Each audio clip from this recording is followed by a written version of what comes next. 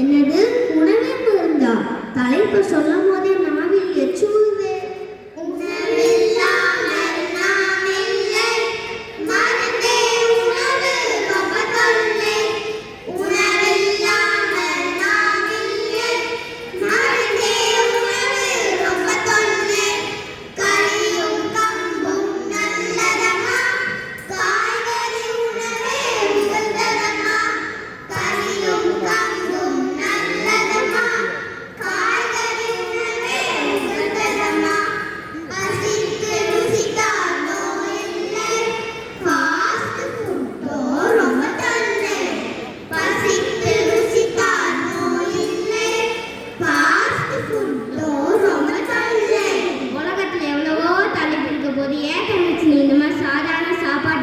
பேசுறோம்.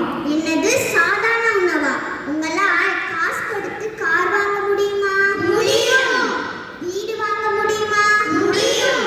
ஆனால் காசு கொடுத்து ஆரோக்கியத்தை வாங்க முடியுமா? அடடே, முடியாது முடியாது. காசு கொடுத்து ஆரோக்கியத்தை வாங்கவே முடியாது. இப்போ சொல்லுங்க, உணவு முக்கியமா இல்லையா? ஆமா, முக்கியம்தான். கோடி கோடியா காசு வச்சுருந்தாலும் உணவு மருந்தாக்கலான்னு மருந்தே உணவா போயிடும். பார்த்துக்கோங்க.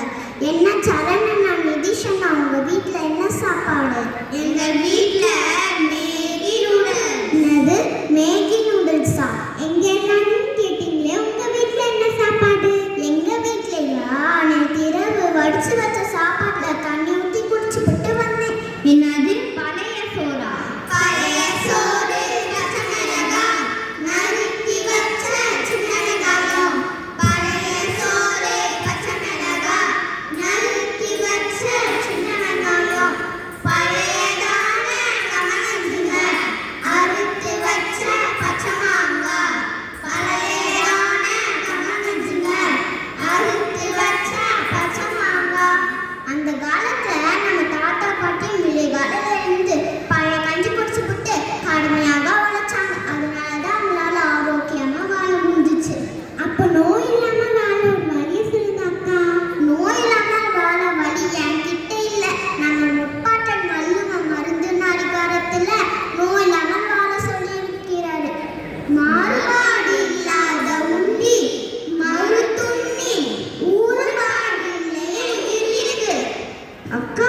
வள்ளுவர் சொல்லியிருக்காங்கன்னு சொன்னீங்களே, அதை எங்களுக்கு புரியுற மாதிரி கொஞ்சம் விளக்கமா சொல்லுங்க அக்கா.